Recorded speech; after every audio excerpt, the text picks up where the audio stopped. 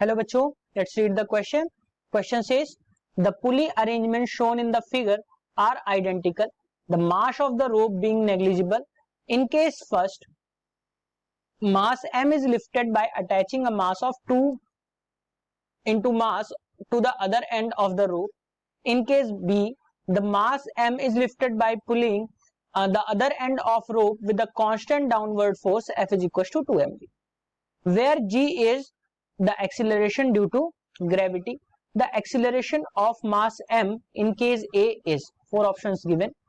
First 0, B more than that in case B, option 3 less than that in case B, and option 4 equal to that case. So यहां से अगर हम बात करें, acceleration की बात की गई है आपसे, तो मैं यहाँ पे की कॉन्सेप्ट में फोर्स और एक्सीलरेशन का रिलेशन जो कि न्यूटन के सेकेंड लॉ से बताया गया है वो क्या होता है, ध्यान रखिए F इक्वल्स टू ma होता है. अब यहां पे दो केसेस गिवन है. अगर मैं फर्स्ट केस की बात करूं, यहां फर्स्ट केस में इस मास m को 2m मास से ऊपर ले जाया जा रहा है, यानी कि इसकी वजह से एक टेंशन जो है T एक्ट हो रहा होगा ऊपर की तरफ, नीचे की तरफ एक mg फोर्स जो है वो लगेगा.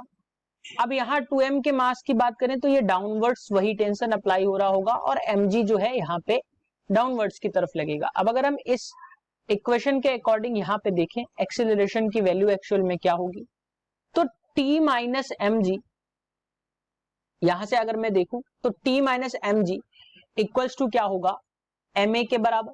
फर्स्ट इक्वेशन है. और अगर हम सेकेंडली इसी में देखें दूसरे के लिए तो क्या हो जाएगा, 2mg minus T equals to 2ma के बराबर हो जाएगा. यानी दूसरे के लिए क्या है, अगर मैं इसकी बात करूं तो क्या हो जाएगा, इस पे जो टोटल जो फोर्स होगा वो क्या होगा, 2mg माइनस टी, यानी कि ये दोनों एक ही डायरेक्शन में लग रहे हैं और यहाँ पे एक अपोजिट डायरेक्शन में है, तो 2ma के बराबर हो जाएगा.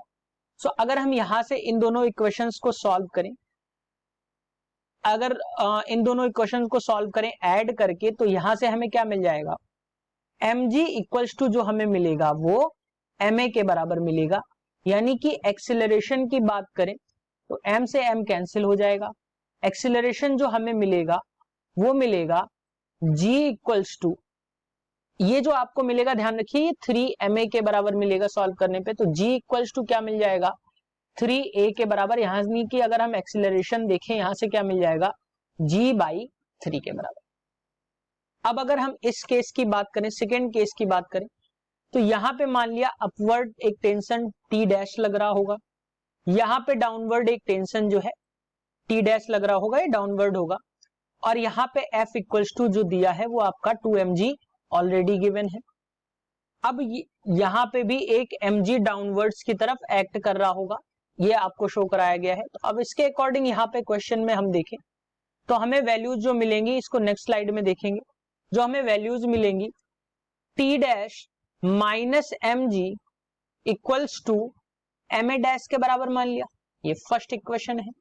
और इसी में अगर हम देखें तो 2mg minus T dash equals to हमें 0 भी मिलेगा दूसरी साइड की. अगर हम इस पर बात करें तो इन दोनों को अगर हम सॉल्व करेंगे तो g की वैल्यू जो आपको मिलेगी वो a डैश के बराबर मिल जाएगी. अब हम पहले केस की अगर बात कर रहे हैं तो यहां पे फर्स्ट केस में अगर हमने देखा तो a की वैल्यू जो हमें मिली वो g बाई 3 मिली, और सेकेंड केस में हम देखें तो a की वैल्यू जो मिली यानी a डैश की वैल्यू जो मिली वो g के बराबर मिली. सो अगर हम यहां पे यानी कि फर्स्ट केस में जो एक्सीलरेशन है वो सेकेंड केस के एक्सीलरेशन से 3 टाइम्स कम है, यानी कि अगर हम ऑप्शंस की बात करें तो ऑप्शन 3 जो कि less than that in case B, that is the right answer for this question. Hope you understood it well. Best of luck.